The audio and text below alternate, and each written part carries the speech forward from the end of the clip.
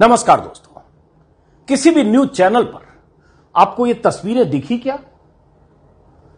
ऐसी भीड़ की तस्वीरें किसी भी चैनल से आपको पता चला क्या कि देश की राजधानी दिल्ली में आज लाखों लोग जुटे थे?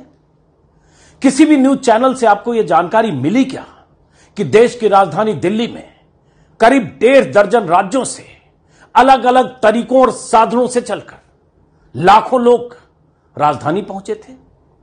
किसी भी न्यूज चैनल से आपको यह पता चला क्या कि देश की राजधानी दिल्ली के रामलीला मैदान में, ऐतिहासिक मैदान में आज एक ऐतिहासिक जनसभा हुई है? किसी भी चैनल से आपको पता चला क्या कि दिल्ली में आज इतनी बड़ी भीड़ अलग अलग राज्यों से एक मांग को लेकर पहुंची कि रामलीला मैदान तो भर ही गया, रामलीला मैदान के बाहर कई किलोमीटर दूर तक कतारें थी? किसी भी चैनल से आपको पता चला क्या कि दिल्ली में, देश की राजधानी में, प्रधानमंत्री के आवास से चंद किलोमीटर दूर लाखों लोगों की भीड़ जब ये नारे लगा रही थी तो मुख्य धारा के चैनल के रिपोर्टर वहां मौजूद नहीं थे, ओवी वैन मौजूद नहीं था, लाइव टेलीकास्ट करने वाले साधन संसाधन मौजूद नहीं थे, इसलिए किसी चैनल पर यह तस्वीर आपको दिखी नहीं। क्या है, क्यों जुटे ऐसे लोग, यह आपको बताऊंगा इसी वीडियो में। हमारे वरिष्ठ सहयोगी एनके सिंह विस्तार से आपको बताएंगे, लेकिन यह सवाल इसलिए पूछ रहा हूं कि ताकि अंदाजा लगे कि जब कोई जनसमूह विशाल आकार में भी दिल्ली में जुटता है और वो समूह प्रधानमंत्री मोदी की सत्ता से सवाल करते हुए कुछ मांग रखता है और वो समूह अगर बीजेपी सरकारों से अपनी मांग बुलंद करने के लिए दिल्ली में ऐसे जुटता है तो उसकी आवाज चैनलों पर गूंजती नहीं और चैनलों के जरिए आप तक पहुंचती नहीं। इसलिए मैंने नीचे लिखा है कि मोदी के डर से ब्लैकआउट। क्या यह मुमकिन है कि दिल्ली में लाखों लोग जुट जाएं, विशाल जनसभा हो और उसके बाद चैनल पर 2, 4, 3 मिनट के लिए भी वो खबर न दिखे तो क्यों न मान लें कि मोदी के डर से यह ब्लैकआउट है, क्योंकि ये जो लोग जुटे थे इनकी मांग मोदी और मोदी की सत्ता से है, बीजेपी की सरकार से। ये लोग ओपीएस की मांग को लेकर जुटे थे, ओल्ड पेंशन स्कीम, जो पेंशन स्कीम कांग्रेस शासित राज्यों में 4 राज्यों में लागू है और झारखंड में लागू है, बाकी बच गए बीजेपी शासित राज्य।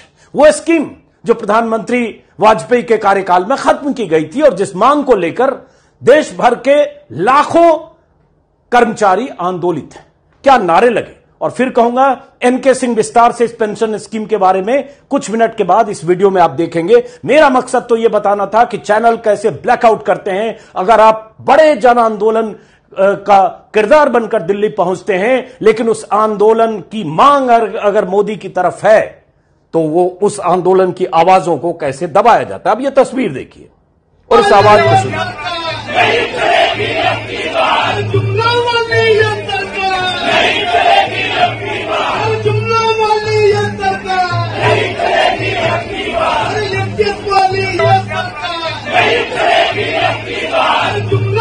ये नारा क्या लग रहा है?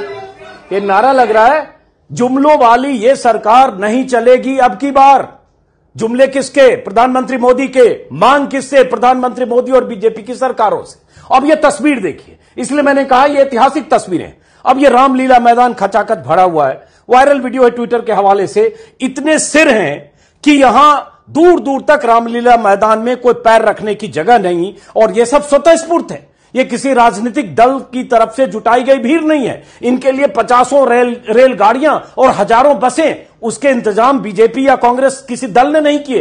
ये वो संगठन है, देश भर के संगठन, जो संगठन मांग कर रहे हैं ओपीएस, ओल्ड पेंशन स्कीम के लिए, और काफी दिनों से तैयारी कर रहे थे। अब तस्वीरें देखते जाइए। आप इसी से सोचिए कि इतनी बड़ी खबर को, इतनी बड़ी सभा को, इतने बड़े जनसमूह में उठी मांग को कैसे चैनल्स की तरफ से दबा दिया गया और आप तक ये मांग पहुंची नहीं, आप तक ये तस्वीरें पहुंची नहीं। ये तस्वीर, सारी तस्वीर अभी कुछ घंटे पहले की दिल्ली की है। ये देखिए कैसे ठसाठस सड़कें भरी है, लोग आ रहे हैं, रामलीला मैदान की तरफ बढ़ रहे हैं। ये रामलीला मैदान की तस्वीर है। ऐसी तस्वीर मैंने अन्ना आंदोलन के समय देखी थी। ऐसी तस्वीर तब दिखती है जब प्रधानमंत्री कि कोई सभा होती है और बीजेपी के नेता कार्यकर्ता 2 महीने से काम करते हैं, सैकड़ों बसों में, कई बार हजारों बसों में लादकर वहां लोगों को पहुंचाया जाता है, लाया जाता है और उसके लिए तमाम तरह के इंतजाम होते हैं। लेकिन ये ओल्ड पेंशन स्कीम की मांग करके दिल्ली आए लोग थे जिनकी आवाजों को दबाया गया या आप तक नहीं पहुंचाया गया। तो अब विस्तार से सुनिए एनके सिंह क्या बता रहे हैं, इनकी मांग क्या है और यह मांग कैसे मोदी के लिए मुसीबत बनने वाला है, यह मांग कैसे हिमाचल में बहुत बड़ा मुद्दा बना और यह मांग अगर इस तरह से इस बड़े जनसमूह से विस्तार पाकर देश के 1.5 दर्जन राज्यों में ऐसे फैलता है तो 7 महीने बाद, 6 महीने बाद होने वाले लोकसभा चुनाव में इसका क्या असर होगा। और यही असर, इसी का डर तो नहीं कि प्रधानमंत्री मोदी या उनके डर से यह ब्लैकआउट कर दिया गया चैनलों पर। आज की सबसे बड़ी खबर, ट्विटर पर, सोशल मीडिया पर अगर ये वीडियो, ये तस्वीरें नहीं तैर रही होती तो शायद हम जैसे, आप जैसे लोगों को पता नहीं चलता, हालांकि हमारे संवाददाता वहां मौजूद थे। अब एनके सिंह से विस्तार से सुनिए और समझिए कि ओपीएस कैसे बहुत बड़ा मुद्दा अगले 6 महीने में बनने जा रहा है। सुनिए एनके सिंह से।